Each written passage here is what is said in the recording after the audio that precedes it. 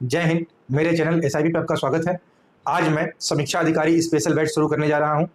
जो लोग नए होंगे चैनल को सब्सक्राइब कर लेंगे। जो मेरे पुराने छात्र हैं वो तो बहुत मन लगा के पढ़ रहे हैं, मैं कमेंट में पढ़ता हूँ, बड़ा अच्छा लगता है। तो आप लोग भी एकदम नए छात्र और पुराने छात्र सब लोग एकदम अच्छे से तैयारी के लिए लग जाइए। डेट तो अभी नहीं आई है समीक्षा अधिकारी की। जो एग्ज़ाम पिछले साल वाला रद्द हो गया था, मतलब वायरल, उसका पेपर हो गया, आउट हो गया। तो अब उसकी डेट मई या जून जुलाई, ये 3 महीने मान के चलिए कि आपका जब भी वो डेट दे दें तो तैयारी हम लोग शुरू कर दें, क्योंकि बहुत अच्छा सुनहरा अवसर है। आगामी पता नहीं कब आए, इसलिए जो आया है उसको एकदम तैयारी, उसके लिए मन से एकदम लग जाइए। इंटरव्यू नहीं है इस एग्ज़ाम में, शुरू से नहीं रहता है। इसमें केवल आपको जीएस और प्लस हिंदी, और मैं पूरा पढ़ाऊंगा एकदम उसी को फोकस करके, फालतू चीज़ें नहीं। जो हमारे चैनल पे चल रही हैं वीडियो सारी जीएस की, वो यूपीएससी यूपीपीएससी के लिए है, वो भी मैं बनाता रहूंगा। वो अलग चल रहा है, वो आप मन लगा के पढ़िए, क्योंकि एकदम डीप का डीप है। और ये समीक्षा अधिकारी को फोकस करके मैं पढ़ाऊंगा, फालतू चीजें बिल्कुल नहीं, एकदम एग्जैक्ट और सटीक पूरा सारे सब्जेक्ट। इसकी एक अलग प्लेलिस्ट होगी चैनल में, आप जानते हैं फ्री ऑफ कास्ट है, आराम से आपको पढ़ना है, कहीं पैसे कुछ नहीं देने हैं, पूरी चीज पढ़ाऊंगा। और आपको प्लेलिस्ट बना दूंगा मैं, समीक्षा अधिकारी स्पेशल बैच, उसी में आपको सारी चीजें, history, geography, polity, science, environment, economics, IR, current affair और प्लस हिंदी, जितना भी आपका ये सब्जेक्ट है समीक्षा अधिकारी प्रीलिम्स का, और प्रीलिम्स क्वालिफाई करेंगे फिर मेंस का, मैं पूरा आपको अब लेके चलूंगा आज से। और पर डे आपको वीडियो मिलेगी, तो एकदम मन लगा के आप लोग पढ़िए और हम लोग आज से शुरू किया जाए, ठीक है। देखिए, सबसे पहले हमारा है प्राचीन इतिहास, हिस्ट्री और जियोग्राफी। किसी भी एग्जाम में आप भी जानते हैं कि ये पिलर सब्जेक्ट है, स्तंभ है। तीसरे नंबर पे साइंस का महत्व है, साइंस में भी बायोलॉजी, ठीक है। और अगर आप किसी भी एग्जाम का, कंप्यूटर एग्जाम आप दिए हैं और मेन अगर आईएएस पीसीएस दे रहे हैं, आयोग का आरओ समीक्षा अधिकारी दे रहे हैं, तो आप जो किताब आती है प्रीवियस ईयर, जितनी भी क्वेश्चन बैंक, घटना चक्र हो, परीक्षावाणी हो, जब आप उसको उठाएंगे, हर सब्जेक्ट का अलग अलग, सब विषय की अलग अलग आती है, history, geography, polity, science, environment, economics, तो आप देखिएगा सबसे अधिक मोटी कौन सी रहती है, हिस्ट्री, फिर जियोग्राफी, फिर साइंस, तब बाद में पॉलिटी और आपका ईवीएस, एनवायरमेंट। बाकी इकोनॉमिक्स तो आपको करेंट से टच करके ऐड करके पूछता है, ठीक है। लेकिन ये दो ऐसे सब्जेक्ट हैं जिसमें एकदम आपको दक्षता हासिल करनी होगी, इसीलिए बकायदे पढ़िएगा। पहले मैं हिस्ट्री खत्म करूंगा, एंशिएंट, मिडवल, मॉडर्न, उसके बाद तब जियोग्राफी, तब हम फिर साइंस शुरू करेंगे, ठीक है। आइए शुरू किया जाए। सबसे पहले जो एग्जाम पे फोकस करेंगे क्वेश्चन, वो सारी चीज वही पढ़ना है, ठीक है ना। तो सबसे पहले इसमें क्या है भाई, प्राचीन इतिहास में अगर हम बात करें प्राचीन इतिहास में, तो एंशिएंट हिस्ट्री, तो सबसे पहले बात आती है कि प्राचीन इतिहास जो हमारा है ना, प्राचीन भारत का इतिहास, इसको कितने खंड में बांटा गया है, ठीक है। तो इतिहास जो है, प्राचीन इतिहास, उसे हम 3 रूप में बांटते हैं। एक होता है प्राग ऐतिहासिक काल, जिसको मिला के बोलते हैं प्राग ऐतिहासिक काल, ठीक है, जिसको बोलते हैं 3 कालखंड में आप देखेंगे, प्री हिस्ट्री, प्रोटो हिस्ट्री, और फिर उसके बाद आपका आधुनिक इतिहास, मॉडर्न हिस्ट्री, ठीक है, जो अभी हम लोग पढ़ेंगे वैदिक काल से लेके अब तक जो देख रहे हैं, ठीक है ना, जिसे हिस्टोरिकल बोलते हैं। तो प्राग ऐतिहासिक काल, फिर दूसरा होता है आद्य ऐतिहासिक काल, मेरे साथ लिखते चलिएगा, तो आपका एक बहुत बढ़िया नोट्स अब बनेगा स्पेशल समीक्षा अधिकारी के लिए, ठीक है। और फिर होता है ऐतिहासिक काल, ठीक है, proto, pre historical, proto historical और हिस्टोरिकल एरा, ठीक है। तो प्रागैतिहासिक काल में सिंपल सी बात, मैं स्केलिंग कर दे रहा हूं कि आपको एकदम क्लियर हो जाएगा, तीनों चीज को बंटवारा कर दिया जाए जगह पे एकदम, ठीक है। अब ये हमारी चीजें हैं प्रागैतिहासिक काल की, तो इसके अंडर में आपको लिखना है, ठीक है। फिर यहां हम लोग लिख लेंगे आधे ऐतिहासिक काल की, और इधर हो जाएगा ऐतिहासिक काल, ठीक। देखिए, प्रागैतिहासिक काल में सीधी सी बात है कि इसमें कोई लिखित साक्ष्य था ही नहीं, ठीक है ना। इसमें किसी भी प्रकार की लिपि नहीं मिलती है, कोई लिखित साक्ष्य नहीं मिलता है। तो लिख लीजिएगा, एकदम टू द पॉइंट लिखना है, ज्यादा बातों को बड़ा नहीं करना। लिखित साक्ष्य नहीं मिलता, और लिखित साक्ष्य नहीं मिलता तो इसका सबसे बड़ा एग्जाम्पल क्या है, इसी का एग्जाम्पल है पाषाण काल, जिसे आप बोलते हैं स्टोन एज, ठीक ना। फिर आद्य ऐतिहासिक काल उसे कहते हैं जिसमें लिपि तो है लेकिन आज तक नहीं पढ़ सकी, ठीक है। इसमें लिपि है, ठीक ना, लिपि का मतलब इसमें लिखित साक्ष्य है, इसमें लिखित साक्ष्य है, ठीक, लेकिन इसको पढ़ा नहीं जा सका, उसमें आपका क्या आता है, सिंधु घाटी सभ्यता, ठीक है ना, सिंधु घाटी सभ्यता। ठीक, यहां तो लिपि नहीं है, कोई लिखित साक्ष्य नहीं है, इसीलिए जो अवशेष मिले खुदाई से, उत्खनन से, दफन जो किया गया, जो भी वो एविडेंस मिले उस बेसिस पे हम इस कालखंड का अध्ययन करते हैं। यहां पे वही चीज यहां पे भी करना पड़ता है, यहां पे भी जो खुदाई में मिले, जो अवशेष मिले, उसी से पता लगाते हैं, क्योंकि यहां लिपि तो है लेकिन अभी तक इसे पढ़ नहीं सके हम, कोई पढ़ने की दक्षता हासिल कर ही नहीं पाया, क्योंकि इसकी लिपि बस यही जाना गया कि पिक्टोग्राफ है। पिक्टोग्राफ का मतलब हिंदी में बोलते हैं भाव चित्रात्मक, ठीक है ना। जैसे आज हम व्हाट्सएप पे जो इमोजी इस्तेमाल करते हैं ना, अब ये सब क्या है, अब ये सब इमोजी जो है, अब ये क्या, अब ये भाव ही दर्शाता है ना, जो हम लोग फटाफट भेज देते हैं।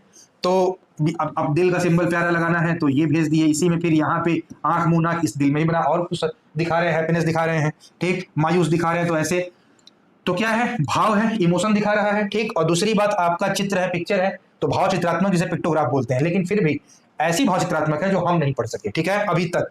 और ऐतिहासिक काल क्या है भाई, जिसमें लिखित साक्ष्य भी है,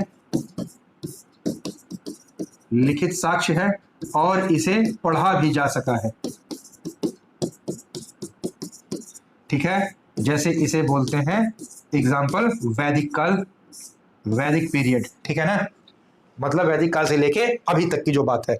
तो सबसे पहले तो अंतर आप समझ लिए होंगे, प्री हिस्ट्री, प्रोटो हिस्ट्री और हिस्ट्री, ठीक है। तो हमारा प्राग ऐतिहासिक काल, आद्य ऐतिहासिक काल, ऐतिहासिक काल, ठीक। यहाँ लिखित साक्ष्य नहीं था, वो पाषाण काल था। आद्य ऐतिहासिक काल लिखित साक्ष्य था, लिपि थी, लेकिन हम पढ़ ही नहीं सके आज तक, वो हमारा आपका इंडस वैली सिविलाइजेशन है, ठीक है। इसी ब्रॉन्ज एज कहते हैं, कांस्य युगीन सभ्यता, ये है आयरन एज, लौह युगीन सभ्यता, और ये है स्टोन एज, पाषाणकालीन सभ्यता। ऐतिहासिक काल ये है, ठीक है। अब आइए शुरू किया जाए हम लोग पाषाण काल के बारे में और कुछ इनसे फैक्ट जो एग्जाम में पूछते हैं। स्क्रीनशॉट ले लीजिए, फिर बढ़ते हैं आगे। तो अब लिखा जाए प्राग ऐतिहासिक काल के बारे में, जरा क्वेश्चन पूछ देता है कि सबसे पहले जो ये प्राग ऐतिहासिक शब्द है ना, इसका प्रयोग किसने किया था, ठीक। अगर ये क्वेश्चन करे कि सबसे पहले प्राग ऐतिहासिक शब्द का जो उपयोग है, शब्द की बात कर रहा है, काल की नहीं, प्राग ऐतिहासिक शब्द का उपयोग किसने किया था, तो ये थे डेनियल विल्सन। बहुत अच्छा क्वेश्चन है और ये अभी तक नहीं पूछा गया है आईएएस पीसीएस समीक्षा अधिकारी में। और ये कब किए थे, तो 1850 1850 ईस्वी में, ठीक है ना। तो इसको लिख लीजिएगा कि प्राग ऐतिहासिक शब्द का उपयोग कह रहा है, ठीक है। प्राग ऐतिहासिक शब्द का उपयोग डेनियल विल्सन ने 1850 में किया था। और बता ही रहे हैं कि इस काल के जो हम खोज किए वो किस चीज से जानकारी मिली, सभी चीज अवशेषों से मिली, ठीक है। मतलब इसकी सारी जानकारी हमें अवशेषों मिली है और एविडेंस से। और अगर बात करें कि इसकी खोज सबसे पहले किसने की थी, प्राग ऐतिहासिक काल की सबसे पहले खोज किसने की, ठीक। तो ये क्वेश्चन बहुत इंपॉर्टेंट है, ध्यान रखिएगा, यहां से गड़बड़ नहीं करना। प्राग ऐतिहासिक शब्द कहे, वर्ड कहे, तब बताएंगे डेनियल विल्सन 1850, और जब कहे कि इस काल की खोज, तो इसकी खोज सर्वप्रथम सबसे पहले कौन किया भाई, तो रॉबर्ट ब्रूसफुट, रॉबर्ट ब्रूसफुट। और कब किए थे, 1863 ईस्वी, ठीक है ना। तो ये इंपॉर्टेंट है, ये भी लिख लीजिएगा। उसके बाद पूछता है क्वेश्चन ये भी कि प्राग ऐतिहासिक काल का त्रियुगी विभाजन किसने किया था, तो ये भी लिख लीजिए। ये सब वो फैक्ट है जो सीधे सीधे आते हैं। प्राग ऐतिहासिक काल का त्रियुगी विभाजन, ठीक है ना, त्रियुगी विभाजन। तो ये विभाजन करने वाले जो व्यक्ति थे उनका नाम है जर्गेसन थॉमसन। ये क्वेश्चन पूछा गया है, ठीक है। जर्गेसन थॉमसन ने 1820 ईस्वी में प्राग ऐतिहासिक काल को भी 3 युगों में बांट दिया, ठीक है। और 3 युगों में बांटने का कारण था जो जैसे अवशेष से मिलता गया और लिपि पहचान नहीं थी, कहीं लिपि ही नहीं थी, इसलिए हुआ कि प्राग ऐतिहासिक काल को ही 3 युग में आगे करो। तो सबसे पहले था पाषाण काल, जिसे बोलते हैं स्टोन एज। दूसरे नंबर पे था कांस्य युग, कांस्य युगीन सभ्यता आप जानते हैं, जिसे बोलते हैं ब्रोंज एरा, सिंधु घाटी सभ्यता, इंडस वैली सिविलाइजेशन। और तीसरे नंबर पे था लौह युग, जिसे बोलते हैं आयरन एज। जब हम बोलते हैं वैदिक काल, क्योंकि सिंधु घाटी सभ्यता और वैदिक काल में यही तो आपसे अंतर पूछता है कि लोहे की खोज हुई थी सिंधु घाटी सभ्यता में? बिल्कुल भी नहीं, लोग लोहे से परिचित ही नहीं थे। ठीक है, लोहे के आविष्कार, लोहे का आविष्कार वैदिक काल में हुआ, वो भी उत्तर वैदिक काल में, इसीलिए बहुत तेजी से क्रांति हुई। और सबसे बड़ी बात है कि कृषि क्रांति हुई, और यहीं से जीवन की अर्थव्यवस्था का आधार तय हुआ, बहुत स्पीड से। ठीक है, तो लोहे के आविष्कार ने तो बहुत क्रांति लाई, वो तो हम आगे देखेंगे। तो अगर आपसे क्वेश्चन पूछे कि प्राग ऐतिहासिक काल का त्रियुगी विभाजन किसने किया, ये पाषाण काल, कांस्य युग, लौह युग, तो आप बताएंगे जर्गेनसन थॉमसन 1820 ईस्वी में। ठीक है, तो अब हम बात करेंगे जो हमारा आज का टॉपिक है, पाषाण काल, स्टोन एज। ठीक, स्टोन एज से, और ये भी 3 कालखंड बटा हुआ है, पूरा पाषाण काल, मध्य पाषाण काल, नव पाषाण काल। ठीक, तो आइए देखा जाए, स्क्रीनशॉट ले लीजिए। ठीक है, आइए अब लिखा जाए तीनों चीज के बारे में। तो सबसे पहले यहां पे लिख लीजिएगा पाषाण काल, जिसे बोलते हैं स्टोन एज इंग्लिश में, इसे ही हिंदी में पाषाण काल बोलते हैं, इसे ही प्रस्तर युग बोलते हैं। प्रस्तर का मतलब पत्थर, और इसे ही बोलते हैं पत्थर का काल। ठीक है, क्योंकि मानव, जो आदि मानव, जो यहां से धीरे धीरे समझदार हुआ और पत्थरों से सबसे पहले उसने अपने जीवन की सुरक्षा के लिए औजार बनाए, सारी चीजें, इसीलिए इसको हम पाषाण काल कहते हैं, प्रस्तर काल या पत्थर का काल। ठीक है, तो इसके 3 खंड हैं, 3 चीजों में बटा हुआ है पाषाण काल, जो आपका है प्रस्तर युग, स्टोन एज। तो सबसे पहले है पूरा पाषाण काल, और यहां भी एक चीज आपको ध्यान से समझनी है और समझ जाएंगे आप, पूरा पाषाण काल।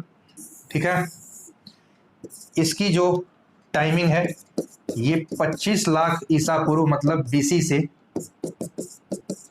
10,000 बीसी, सभी ईसा पूर्व की बात है। ठीक, फिर है आपका मध्य पाषाण काल, मध्य पाषाण काल।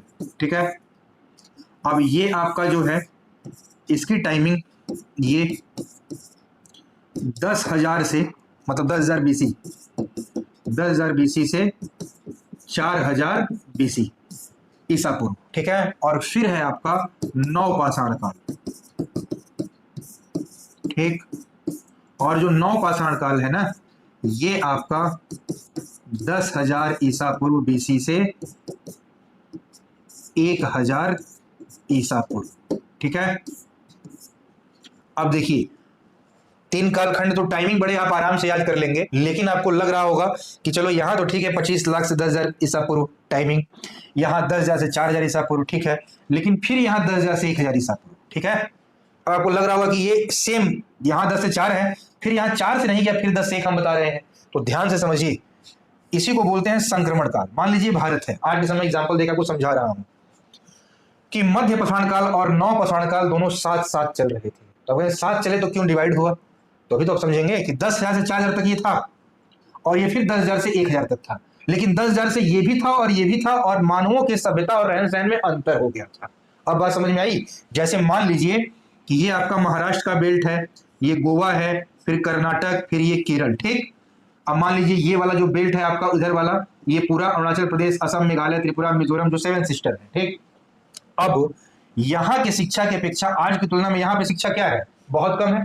भारत में अगर हम पूरी तरह से लिटरेसी रेट की बात करें तो केरल 94% के साथ सबसे नंबर 1 पे है। ठीक है, वैसे ही फिर महाराष्ट्र ले लीजिए, कर्नाटक ले लीजिए, ये सभी शिक्षा में बहुत आगे हैं। और आज के समय में ही ये क्या सन चल रहा है, 2025। अब 2025 में यहाँ इन राज्यों की शिक्षा देखिए और 2025 में इन राज्यों की शिक्षा देखिए। भाई पहाड़ी क्षेत्र है, न रोड कायदे से बन पाया, पत्थर कटने में दिक्कत है, अब डेवलपमेंट हो रहा है, जंगली एरिया है, तो जाहिर सी बात है जहां पे इंफ्रास्ट्रक्चर डेवलपमेंट नहीं हो पाएगा तो हम बुनियादी जरूरतों की सुविधाएं कैसे ला पाएंगे? इसी कारण से आज 2025 यहां भी है भारत में, 2025 यहां भी है भारत में, सेम सन है, लेकिन क्या है, आपको जीवन शैली में, शिक्षा में अंतर दिखाई देगा। दूसरी बात, अभी भी 2025 में एक तरफ हम वैज्ञानिक हैं, एक तरफ हम कवि हैं, एक तरफ हम डॉक्टर हैं, एक तरफ हम इंजीनियर हैं, लेकिन एक तरफ अभी भी यहाँ के समुदाय में, कुछ यहाँ के समुदाय में, एमपी में, कुछ राजस्थान में अभी भी आदि मानव की पीढ़ियां चल रही हैं। ठीक है, जो शिक्षा से कोसों दूर है। तो आप समझ लीजिए एक ही तो सन है, लेकिन देखिए कितना फर्क है। बस वही फर्क यहाँ भी चल रहा था, वो चीजें सेम थी। बात समझ में आ गई होगी। इसीलिए जो ये सन आपको दिखा, ये वही सन दिखाया हो। ठीक है, 10,000 ईसा पूर्व से 4,000 मध्य पाषाण काल, और 10,000 से 1,000 ईसा पूर्व नव पाषाण काल। ठीक है, तो अब हम लोग शुरू किया जाए, पहले 1 बाय 1 देखेंगे और आराम से खत्म कर लेंगे। मेन देखना है, बहुत डीप में नहीं जाना है। जितना हमारे समीक्षा अधिकारी में क्वेश्चन आएगा वही चीज है, ये बताया क्योंकि सन से क्वेश्चन बराबर आ रहा है, ठीक है। कई बार कथन कारण में, और आप देख रहे हैं कि समीक्षा अधिकारी भी आसान नहीं है, हल्के मत लीजिएगा। कथन कारण वाले क्वेश्चन बराबर पूछते हैं, वहां स्टेटमेंट इन लाइन से ही बन जाती है, सन लगा के बना देगा, हो गया काम। इसलिए सब जानना जरूरी है, ठीक है ना। तो आइए आगे बढ़ा जाए और सबसे पहले लिखा जाए पूरा पाषाण काल, ठीक है। पूरा पाषाण काल और इसकी टाइमिंग 25 लाख बीसी से आपका हो जाएगा 10,000 बीसी, ठीक है। ये पूरी तरह से आप कह लीजिए आदि मानवों का काल था। तो सबसे पहले हम क्या लिखेंगे भाई, किसी भी युग में हम जब जाते हैं तो सबसे पहले हम देखते हैं कि यहाँ पे जीविका का आधार क्या था। सबसे पहले जीविका का ही ना बेस देखेंगे। जब ये रहेगा तभी तो मनुष्य खड़ा रहेगा, और तब आप उस काल का अध्ययन करेंगे कि यहाँ पे कैसे लोग टिके थे। पहले खान पान, तो जीविका का आधार सबसे पहले रोजी रोटी, ब्रेड एंड बटर। तो जीविका का आधार क्या था यहाँ के लोगों का पूरा पाषाण काल, ठीक। जो बांटे हैं यहाँ भी अंतर है, पूरा मध्य और नव पाषाण काल में ही जीवन बदल जाएगा। तो जीविका का आधार यहाँ पे क्या था, तो ये लोग क्या थे, आखेटक थे। आखेटक का मतलब शिकारी, ठीक है, हंटर। और इसके साथ साथ ये खाद्य संग्राहक थे। बात को समझिएगा, फूड को स्टोर करना, फूड स्टोरेज का काम करना, ठीक है। एक तो आखेटक भी थे, दूसरा खाद्य संग्राहक भी थे। शिकार करके भोजन करते थे, और जो पेड़ के फल वगैरह गिरते थे, कंदमूल वगैरह जो भी उस समय के और भी फल थे, उसको ये लोग रखते थे कि अगर कभी फिर ना मिले या खत्म हो तो काफी दिन तक चले। तो खाद्य संग्राहक की भूमिका में थे। इसका मतलब कि यहां पर कृषि और पशुपालन बिल्कुल भी नहीं था, ध्यान रखिएगा। कथन कारण वाले क्वेश्चन में ऐसे ही उलझाया जाता है, बात समझ रहे हैं ना। जब भी कथन करण पूछेगा आपको ऐसे ही उलझाएगा कि कृषि और पशुपालन की शुरुआत पूरा पाषाण काल में हो गई थी, पहला कथन गलत हो गया, ठीक है। तो कृषि पशुपालन एकदम नहीं। अब बात होगी कि इनकी जीवन शैली कैसी थी, ठीक है। लाइफ स्टाइल, जीवन शैली, ये लोग कैसा जीते थे। तो जीवन शैली का मतलब क्या, इनके पास अस्थायी निवास था? नहीं, इन लोगों का जो जीवन शैली था वो अस्थायी जीवन शैली थी, घुमक्कड़ी जीवन था। आज यहाँ, कल वहां, परसों वहां, मतलब या तो गुफा में या नदी किनारे या वृक्ष के नीचे, etc। ये इनका अस्थायी जीवन शैली था, ठीक है। देखिए एकदम टू द पॉइंट बात कर रहे हैं, टू द पॉइंट आपको लिखना भी है, फालतू की बात नहीं लिखनी, पूरी चीज कंप्लीट हो जाएगी। एक बार मैं कह रहा हूँ क्योंकि समीक्षा को फोकस करना है, तो आपको एकदम डीप में नहीं जाना है, ठीक। मैं जान रहा हूँ कि कहाँ से कितने में क्वेश्चन आएगा, वो मैं सब पढ़ाऊंगा, और बहुत कम दिन में हम लोग को कवर भी करना है। तो आप तो किताब पढ़ ही रहे होंगे, प्रैक्टिस सेट लगा ही रहे होंगे, तो मैं उन्हीं बातों को फोकस करूंगा जहां से ज्यादातर क्वेश्चन आने की संभावना रहती है। ये बात ध्यान रखिएगा, ठीक है। तो अब आपको पढ़ने में मजा भी आएगा, फटाफट आप भी क्लियर कर लेंगे। और वीडियो आपको जब धीरे लगेगी तो मेरी वीडियो की स्पीड आप बढ़ा लीजिएगा। आपके यूट्यूब में सेटिंग है, सेटिंग में जाइएगा, स्पीड को 2x कर लीजिएगा, एकदम ससरा के मैं बोलते नजर आऊंगा, ठीक है। तो जीवन शैली अस्थायी जीवन शैली थी, गुफा और नदी किनारे और पेड़ के नीचे, जहां भी ये लोग आज यहाँ कल वहां ऐसे रहते थे। इस समय इन लोगों के औजार क्या थे, क्योंकि शिकार करते थे और बचना भी था राक्षस जंगली जानवरों से, ठीक है। तो औजार जो थे ये मुख्य रूप से, यहां से क्वेश्चन बहुत आता है औजारों से, ठीक है। क्वार्टजाइट और ये लोग सल्क, जिसे बोलते हैं ब्लेड, इस चीज का प्रयोग करते थे। क्वार्टजाइट और सल्क ब्लेड से बने चीजों का प्रयोग करते थे, जिसमें इनके दो मुख्य औजार थे। हैंडेक्स जिसे बोलते हैं कुल्हाड़ी, और दूसरा है ग्रासा। ग्रासा लिखे हैं, तद्भव हुआ पूर्वांचल में, यूपी बिहार में, तो भोजपुरी में इसे ग्रासा को बोलते हैं गणासा। इसी पूर्वांचल के लोग जब गुस्सा तो बोलते हैं गणास से काट नाई, गणसीय उठा के काट देंगे, तो यही गणास है जिसे ग्रासा बोलते हैं, ठीक है। और कुल्हाड़ी आप ऐसे भी जानते हैं सब मानव द्वारा बनाया गया प्रथम औजार था, ठीक है। तो खुदाई में सबसे पहले मिला भी। तो क्वार्टजाइट और सल्क ब्लेड ये इनके मुख्य औजार थे, और बनने वाले ये थे इसी से कुल्हाड़ी और गणासा, ठीक है। अब बात करेंगे महत्वपूर्ण स्थल की, स्क्रीनशॉट लीजिए, आगे बढ़ा जाए। अब देखिए पूरा पाषाण काल के महत्वपूर्ण जो स्थल हैं वो कौन कौन से थे, ठीक है। तो इनके महत्वपूर्ण स्थल आपके दो मुख्य थे, एक था अतिरंपक्कम, ठीक है, ये आपका तमिलनाडु में, और दूसरा था हथनौरा, ये आपका था एमपी, और इन दोनों ही जगहों से मानव खोपड़ी का प्रथम साक्ष्य मिला है। ये बहुत इंपॉर्टेंट है, मानव खोपड़ी का फर्स्ट एविडेंस, प्रथम साक्ष्य। जब आपसे क्वेश्चन करेगा कि कहां से मिला, तो आप बताएंगे अतिरंपक्कम जो तमिलनाडु में है और हथनौरा, वहां से मानव खोपड़ी का प्रथम साक्ष्य है। और ये महत्वपूर्ण स्थल किस युग के हैं, तो पूरा पाषाण काल के हैं। क्लियर? ये क्वेश्चन बहुत इंपॉर्टेंट है, इसको ध्यान रखिएगा। और दूसरी चीज क्या है, ये तो है आपका मानव खोपड़ी का महत्वपूर्ण स्थल अतिरंपम हथनौरा, और फिर मिला आपको सबसे बहुत मोस्ट इंपॉर्टेंट, वो है भीमबेटका। भीमबेटका ये कहां है भाई, तो ये भी आपका मध्य प्रदेश के रायसेन जिला,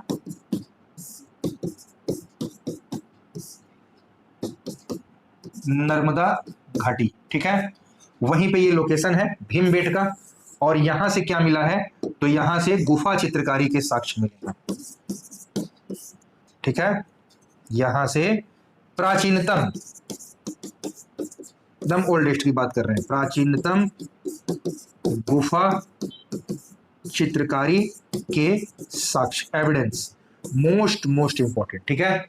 और अगर इन तीनों को हम भारत के मैप से दर्शाएं तो ये भी कर लीजिए, यहीं पे है आपका एमपी के लोकेशन में, तो ये वाला है आपका भीमबेटका, ठीक है, और यहीं पे है आपका हथनौरा, और यहां पे है आपका अतिरंपक्कम। बनाना हो तो बना भी लीजिए, तो ऐसे याद रहेगा कि यहाँ हथनौरा अतिरंपक्कम से क्या मिला, मानव खोपड़ी का पहला साक्ष्य मिला, तो याद भी जाएगा ये एमपी, ये तमिलनाडु, और फिर एमपी में ही भीमबेटका और यहाँ से गुफा चित्रकारी के साक्ष्य मिले हैं। और ये महत्वपूर्ण स्थल किसके हैं, तो पूरा पाषाण काल के हैं, ठीक है। स्क्रीनशॉट लीजिए, आगे बढ़ा जाए। अब लिखा जाए मध्य पाषाण काल, ठीक है, पूरा पाषाण काल में आपका हो गया। अब है मध्य पाषाण काल, क्या टाइमिंग थी, इसका था 10,000 बीसी से 4,000 बीसी, ठीक है, मतलब ईसा पूर्व। तो इसमें भी सबसे पहली बात वही आएगी कि जीविका का आधार भाई ब्रेड एंड बटर, कि इनकी जीविका का आधार क्या था। वहां तो आप देखें कि वो शिकारी की भूमिका में थे और खाद्य संग्राहक थे, तो यहां भी कोई ज्यादा बदलाव नहीं आया। यहां भी आप देखेंगे तो ये लोग खाद्य संग्राहक थे और आखेटक शिकारी थे, ठीक है।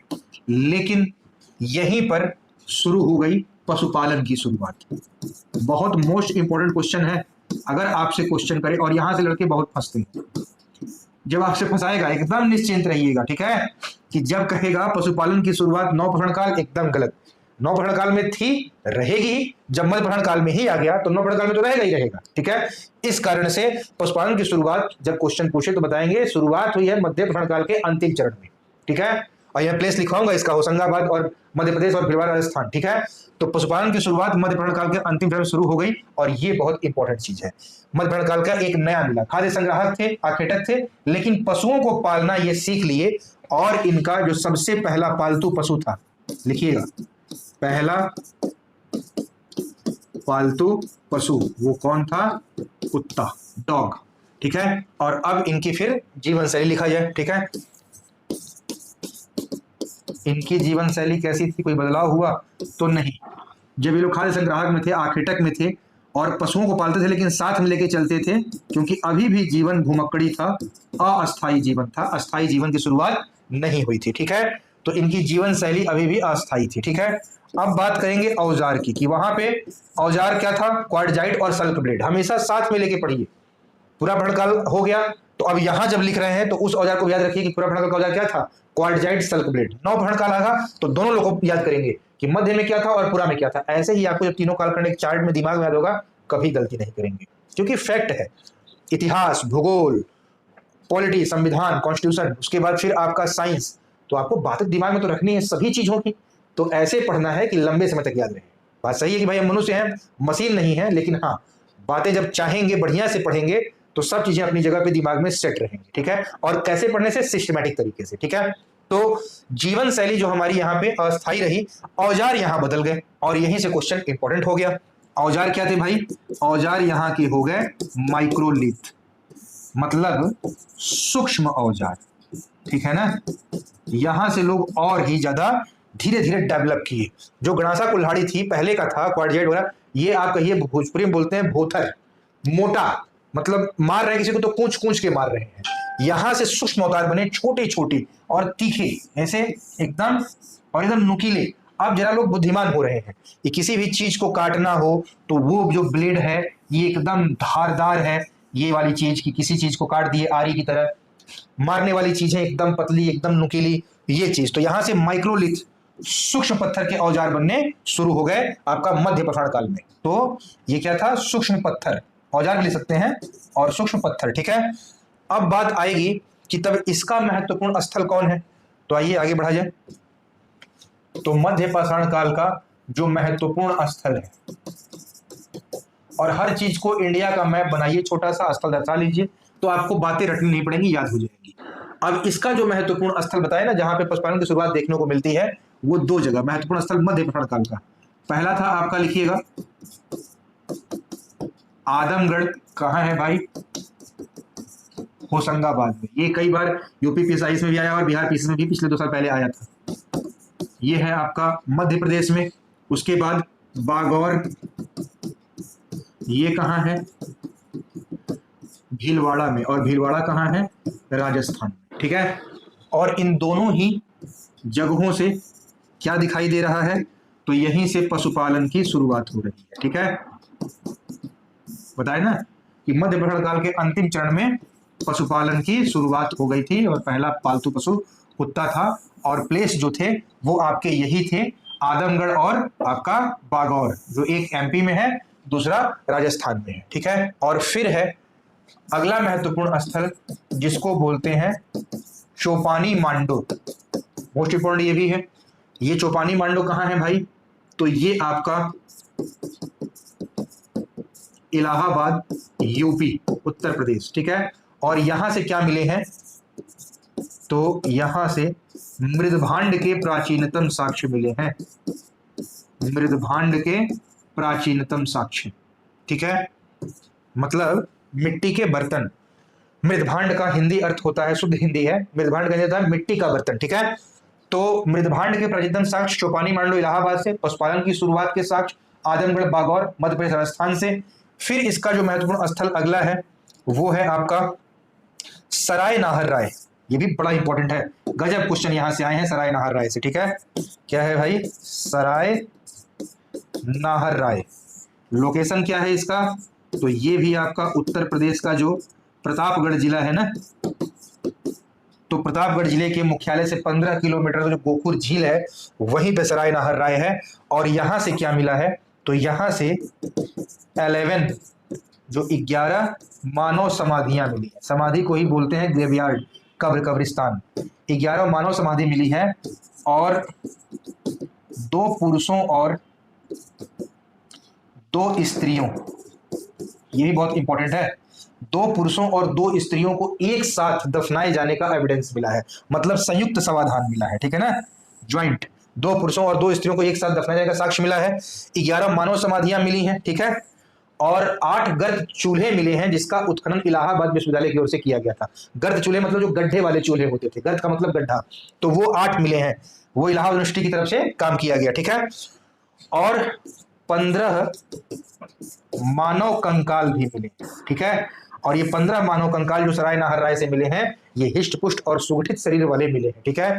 तो ये बहुत इंपॉर्टेंट है आपका महत्वपूर्ण स्थल का। अच्छा देखिए, अभी एक बात याद आ गई, इसको लिखते हुए यहां देख लीजिएगा एक बार, यहां महत्वपूर्ण स्थल लिखिए, और यहां बात खत्म करके आ गए थे कहां पे, मध्य पाषाण काल में। यहां ऐड कर लीजिएगा, क्वेश्चन पूछेगा फिर लास्ट में, ये है इस पूरा पाषाण काल का महत्वपूर्ण स्थल हुआ, यहीं पे लिखिएगा लास्ट कि क्या खोज भी हुई थी पूरा पाषाण काल में, तो बिल्कुल आविष्कार हुआ था किस चीज का भाई, आग, आग की खोज हुई। अब देखिए यहीं से लड़के फंसते हैं, गुमराह होते हैं। जब आपसे क्वेश्चन करेगा, कथन कांड का स्टेटमेंट क्वेश्चन बना रहा है, सुनिए कि पूरा पहला कथन स्टेटमेंट, पूरा पाषाण काल के मानवों ने आग के पूरा पाषाण काल के मानवों ने आग के प्रयोग को सीख लिया था, ठीक है। बस यही गलती हो जाएगा, आग की केवल खोज हुई थी कि 2 पत्थर रगड़े, चिंगारी हुई तो आग लग गई, जाने की आग लगी, लेकिन अभी उसका यूज नहीं जाने। आग का जो प्रयोग है, जो यूज है आग का, वो नवपाषाण काल में जाना गया कि मांस को पका के खाएंगे आग में तो बड़ा स्वादिष्ट लग रहा है। पहले कच्चे खाते थे, ठीक है, फिर उसी से खाना बना रहे हैं, खाना खाना सीख गए, भोजन पकाना। तो जो प्रयोग है वो नवपाषाण काल में, और खोज आग की हुई, ये बहुत बड़ी बात है, ठीक है, लेकिन केवल आग की खोज हुई, प्रयोग नहीं जानते थे, ठीक।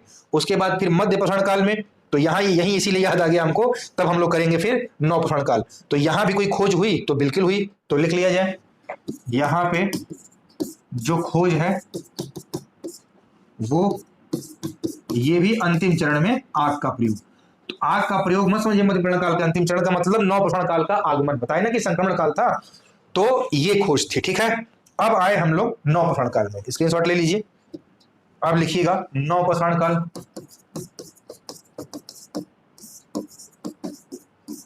नवपाषाण काल, इसकी टाइमिंग 10,000 BC से 1,000 BC, ठीक है। तो सबसे पहले सेम इसमें भी वही आएंगे कि इसकी जीविका का आधार बताइए भाई। मैं बोलता रहता हूं इसीलिए आप लिखिएगा आराम से, इसलिए मैं फास्ट लिखता हूं ना, तो बोल रहा हूं तो राइटिंग समझ जाइएगा। जीविका का आधार, क्योंकि चुन चुन के लिखेंगे तो बहुत देर हो जाएगा और आप भी ऊब के भाग जाएंगे, ठीक है, फिर कहेंगे हो गई पढ़ाई, ठीक। तो जीविका का आधार क्या है, तो हमारे जीविका का आधार नवपाषाण काल में सबसे बड़ी उपलब्धि कृषि की शुरुआत, कृषि का आविष्कार, ठीक है। तो कृषि की शुरुआत, और कृषि की शुरुआत हो गई तो यहीं पे आएगा, तो पहली फसल क्या थी, कृषि की शुरुआत और पहली फसल, ठीक है, जौ और गेहूं, ठीक ना, जौ, इसी को बोलते थे यौ, इसी यौ से जौ बना, ठीक। तो जौ और गेहूं, ये हमारी पहली फसल थी। और कृषि की शुरुआत जो हुई, खेती जाने, फसल उगाए, खाना जाने, आग से पकाना जाने, ये सब नवपाषाण काल में। तो पहली फसल जौ और गेहूं, कृषि की शुरुआत हुई। फिर जीविका का आधार जब कृषि की शुरुआत हुई तो पशुपालन जो वहां पे दिख रहा था, वही पशुपालन यहाँ बहुत कायदे से और अच्छे से हो गया, क्योंकि खेतों की सुरक्षा के लिए पशुओं की आवश्यकता हो रही थी। इसीलिए पशुओं से बढ़िया सुरक्षा कौन करेगा, वफादार कुत्ते, गाय, बैल, भैंस, हाथी, ठीक है। तो आप चाहिए, कुत्ता मेन था, तो कृषि की शुरुआत हुई तो पशुपालन को भी आधार मिला और अच्छे से। और फिर जब ये दोनों हुए तब समाज का विकास हुआ, मतलब मनुष्य के अस्थायी निवास का प्रारंभ, ठीक है। समाज का मतलब ही अस्थायी निवास का प्रारंभ हो गया। तब जीवन शैली क्या कहेंगे, तब कहेंगे कि यहीं से नवपाषाण काल से ही जो जीवन शैली थी वो अस्थायी हो गई, ठीक है। तो लिख लीजिए कि जीवन शैली थी वो अस्थायी जीवन शैली हो गई, ठीक है। और अब इसकी बात होगी तो हम करेंगे औजार की। तो औजार भी यहाँ क्या हो गए, तो यहाँ के औजार स्लेट के बने होते थे, स्लेट जो होता था उसी के बने थे औजार, बेहद ही धारदार, ठीक है। तो आपने देखा कि पूरा पाषाण काल में जो औजार था क्वार्टजाइट और सल्क ब्लेड था, जिससे कुल्हाड़ी और गड़ासा बना था। मध्यपाषाण काल आया तो माइक्रोलिथ हुआ, सूक्ष्म पत्थर के औजार बनाने शुरू हुए, और भी नुकीला धारदार हुआ तो स्लेट के औजार बनने शुरू हो गए नवपाषाण काल में। अब बात होगी इसके महत्वपूर्ण स्थल की, कि इसका महत्वपूर्ण स्थल क्या है भाई नवपाषाण काल का। तो सबसे इंपॉर्टेंट है यहाँ पे बहुत ही ज्यादा, जिसे हम बोलते हैं बुर्ज होम, ठीक ना। जो महत्वपूर्ण स्थल है बुर्ज होम, ये कहाँ है, ये कश्मीर में है, ठीक है। नवपाषाण कालीन जो पूरा स्थल है, महत्वपूर्ण स्थल बुर्ज होम कश्मीर में है। और यहाँ से क्या मिला है, तो यहाँ से गर्तावास मिला है। गर्तावास का मतलब होता है गड्ढे का घर, ठीक है। फिर यहीं से मालिक के साथ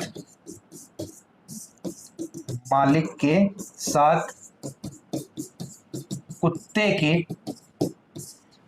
दफनाए जाने का भी एविडेंस मिला है। बहुत इंपॉर्टेंट है, जब आपसे क्वेश्चन करे कि बुर्ज होम से क्या क्या मिला, या सीधे ऐसे क्वेश्चन किया भी है कि मालिक के साथ कुत्ते के दफनाए जाने का साक्ष्य किस स्थल से मिला, ये भी एक क्वेश्चन हो गया कि पूरा स्थल की, मध्यपाषाण स्थल की, नवपाषाण स्थल। तो नौपाषाण स्थल और स्थल का नाम क्या है? तो बुर्ज होम। कहाँ है? कश्मीर में। ऐसे क्वेश्चन पूछता है। गड्ढे वाले घर गर्तावास कहाँ मिले? बुर्ज होम कश्मीर से। कौन सा स्थल था? नौपाषाणिक स्थल था। ये चीज ऐसे पढ़ते हैं, ठीक है। तो ये पहला स्थल है बुर्ज होम, ठीक है। इसके साथ लीजिए, मोस्ट इंपॉर्टेंट है कि कब्र में मालिक के साथ कुत्ते के दिखाने का प्रमाण मिला बुर्ज होम से, ठीक है। फिर है अगला स्थल नौपाषाण का, जिसको बोलते हैं गुफा कराल, ठीक है। गुफा कराल ये कहाँ है भाई? सब स्थल लिखते चलिएगा। तो ये भी कश्मीर में है। और यहां से क्या साक्ष्य मिला कि इसी गुफा कराल में यहां के लोग गुफाओं में निवास करते थे, ठीक है। फिर अगले नंबर पे था आपका चिरांद। मोस्ट इंपॉर्टेंट क्वेश्चन पूछता है कि चिरांद कहाँ है? तो पहली बात तो बिहार में। और ये चिरांद कौन सा पाषाणिक स्थल है? नौपाषाणिक स्थल है। और यहां से क्या मिला है? तो हड्डी और पत्थर के औजार। लिख लीजिएगा, हड्डी और पत्थर के औजार। तो जब आपसे कहे कि नौपाषाणिक किस पुरा स्थल से हड्डी और पत्थर के औजार मिले, तो आप बताएंगे चिरांद, बिहार से, ठीक है। फिर अगला स्थल कोल्डिहवा। कोल्डिहवा ये आपका जो कोल्डिहवा है उत्तर प्रदेश में, इलाहाबाद में बेलन नदी है, उसी के तट पर यह स्थल है, ठीक है। और यहां से क्या मिला है? तो यहां से चावल का प्राचीनतम साक्ष्य मिला। चावल का सबसे ओल्डेस्ट एविडेंस, प्राचीनतम साक्ष्य जो है वो कोल्डिहवा से मिला है, ठीक है। अब बात होगी कि इस नौपाषाण काल का खोज क्या था। तो यहाँ खोजों की भरमार हो गई थी भाई। बहुत सी चीजों में डेवलपमेंट हुआ, बहुत चीजें विकास की, और एक से एक खोजों को यहाँ के मानवों ने जन्म देना शुरू किया। सबसे पहले पहिए का आविष्कार हुआ। मानव को गति देने वाला पहिया यहीं से शुरू हुआ, पहिए का आविष्कार। सोचिए उस समय कितनी बड़ी खोज थी कि आज उन्हीं की देन है कि हम लोग खोज किए और इसमें डेवलपमेंट होता चला गया, प्रोग्रेस पे प्रोग्रेस। और आज देखिए जो हम गाड़ी चला रहे हैं, एक से एक आज ईवी गाड़ियां आ गई, 4 व्हीलर में, 2 व्हीलर में। ये क्या है? उसी समय की देन है कि जीवन को गति देने वाले पहिए का आविष्कार सबसे पहले नौपाषाण काल में ही हो गया। तो पहिए का आविष्कार हुआ। फिर कृषि की खोज भी कह लीजिए, कृषि की खोज हुई। और कृषि की खोज हुई तो फिर समाज, ये भी एक खोज ही थी। बस्ती, अस्थाई जीवन, अस्थाई निवास की खोज, ठीक है। तो एक से एक यहाँ परिणाम देखने को मिले। तो आई बात समझ में। और एक चीज और लिख लीजिएगा कि जो नौपाषाण काल के लोग थे, नौपाषाण काल के लोग, ये लोग गोलाकार और आयताकार घरों में निवास करते थे। एक क्वेश्चन ये भी बन जाएगा कथन कारण से, ठीक। एक तो खोज बहुत से हुआ, पहिया का आविष्कार, कृषि का आविष्कार, समाज का आविष्कार, अस्थायी निवास रहने की परंपरा शुरू हो गई, समाज बन गया, बस्ती बन गई। और नौपाषाण काल के लोग घर कैसे बनाते थे? तो गोलाकार और आयताकार घरों में ये निवास करते थे, ठीक है। तो ये था आज आपका, स्क्रीनशॉट ले लीजिए, ठीक है। तो ये था आपका आज का पहला टॉपिक समीक्षा अधिकारी के पर्पज से, ठीक है। मन से पढ़िएगा। पहला टॉपिक मैंने खत्म कर दिया एंशिएंट हिस्ट्री का, जिसे हम बोलते हैं स्टोन एज। कल हम लाएंगे वीडियो, तो वो रहेगा हमारा सिंधु घाटी सभ्यता, ठीक है, इंडस वैली सिविलाइजेशन। उसको भी कल एक ही वीडियो में एकदम खत्म कर दिया जाएगा। मेन ही चीज पढ़ना है, सभ्यता कब की है, सभ्यता त्रिभुजाकार थी तो कौन कौन से इसके मेन स्थल थे, कल की सिंधु घाटी सभ्यता के बारे में, ठीक है। और पहला स्थल कौन खोजा गया और बाकी उसके महत्वपूर्ण स्थल कहाँ से उसकी खुदाई हुई, क्या मिला, किस जगह पे है, कौन खोज करता, एक बढ़िया से उसको हम देख लेंगे हम लोग चार्ट में, ठीक है। और फिर उससे कुछ और मुख्य बातें हो जाएंगी उनके समाज के जीवन की, जहां से क्वेश्चन आते हैं, फिर तुरंत खत्म किया जाएगा। फिर वैदिक काल में फटाफट करना है एक क्विक रिवीजन कि एकदम हमारा history, geography, polity science, EVS और आपका पॉलिटी ये सब कंप्लीट हो, और प्लस हिंदी कि आप जीएस में एकदम बढ़िया से कर पाए बेहतर। और जीएस हिंदी आप जान रहे हैं यही मुख्य है, यहाँ से काम हो गया। तो फिर करंट अफेयर मैगजीन से पढ़िए, पत्रिका से खूब बढ़िया 6 माही आती है, ठीक है, 6 मंथ वाली, उसको लेके पढ़िएगा। और फिर एकदम आराम से फिल्म्स निकालिए आप खूब बढ़िया से मेहनत करके। वीडियो चारों तरफ शेयर कर दीजिएगा, जितना आप शेयर करेंगे सबको बहुत फायदा मिलेगा। जितने भी लड़के जो बहुत ही किसी भी कारणवश नहीं पढ़ सकते हैं, कोचिंग नहीं जा सकते हैं, उनको बहुत फायदा होगा। वीडियो आप सब प्लेटफॉर्म पे शेयर करिएगा, वीडियो को लाइक करिएगा, कमेंट करिएगा, और ये जरूर बताइएगा कि वीडियो, कमेंट बॉक्स में कि वीडियो आपको कैसी लगी है, ठीक है। और फिर मैं ऐसे ही कंटिन्यू करता जाऊंगा। Thank you so much.